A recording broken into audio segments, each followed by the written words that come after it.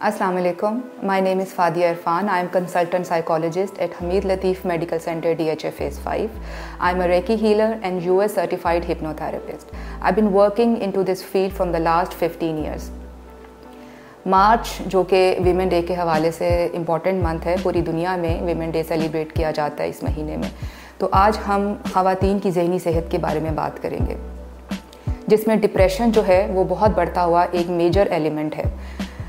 Depression की बहुत सी causes हैं। अगर हम देखें तो ये अर्ली चाइल्डहुड से जो है वो स्टार्ट हो जाता है, और उसकी मेन कॉज ये है कि हमारा जो फैमिली डिस्क्रिमिनेशन सिनेरियो है और कल्चरल नॉर्म्स हैं, उसकी वजह से लड़के और लड़कियों में जो एक तफरीक की जाती है, उसकी बुनियाद पर बच्चियों में ये चीज़ बचपन से डेवलप होती जाती है। 12 साल तक तो लड़के और लड़कियां जो हैं वो इक्वल इन्वायरमेंट में पलते हैं, तो इसलिए उनका कॉन्फिडेंस लेवल जो है वो तकरीबन सेम ही होता है। लेकिन बाय द एज ऑफ 14 लड़कियां जो होती हैं they are less confident than boys. तो इसकी वजह यही है जो मैंने आपसे कहा कि डिफ्रेंशिएशन इन जेंडर्स। यही ख़वातीन जब बड़ी होती हैं तो इनमें मुख्तलिफ़ किस्म की अलामात जो हैं वो ज़ाहिर होना शुरू हो जाती हैं। मिसाल के तौर पर चिड़चिड़ापन, बेख्वाबी, एंग्जाइटी होना, भूख और प्यास का ना लगना, बिला वजह की उदासी होना। जब आप किसी अपने में ये वाले अलामात देखें तो इसका मतलब है कि उसको आपकी हेल्प की ज़रूरत है। डिप्रेसिव पर्सन जो होता है वो अपनी मदद कभी भी खुद नहीं कर सकता, क्योंकि वो डिप्रेशन के उस फेज़ में जा चुका होता है जहाँ पर उसके सोचने समझने की सलाहियत जो है वो एक तरह से बिल्कुल जैम हो जाती है। तो अगर आपके किसी अपने की घर में इस तरह की अलामात हों तो आप घर पे जो रेमेडीज़ कर सकते हैं वो ये है कि आप उसको टाइम दें, उसके साथ बैठें, उसको सुनने की कोशिश करें, उससे बात करने की कोशिश करें, मैक्सिमम टाइम अपना उसके साथ गुजारने की कोशिश करें, और उसको ट्राई करें कि वो आपके साथ ओपन अप हो।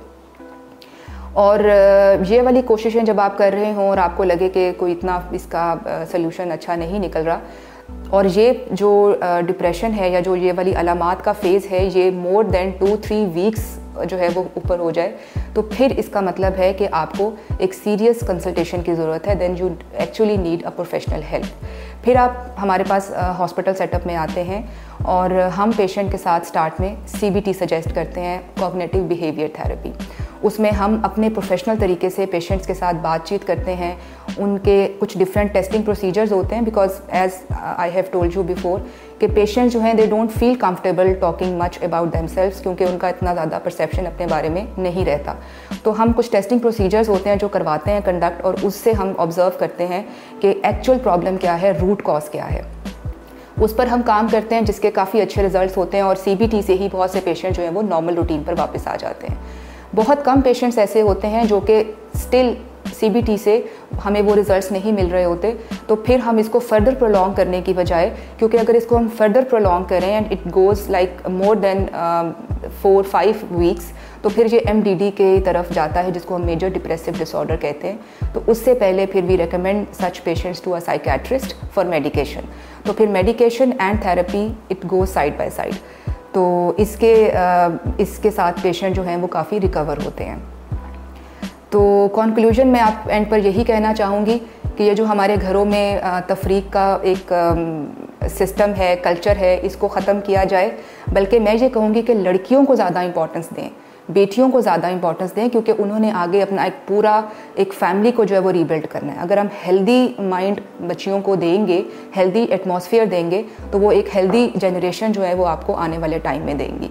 तो लड़कियों की सेल्फ़ इस्टीम, सेल्फ़ वर्थ और सेल्फ़ कॉन्फिडेंस का ख्याल हमें सबसे ज़्यादा रखना चाहिए। Thank you.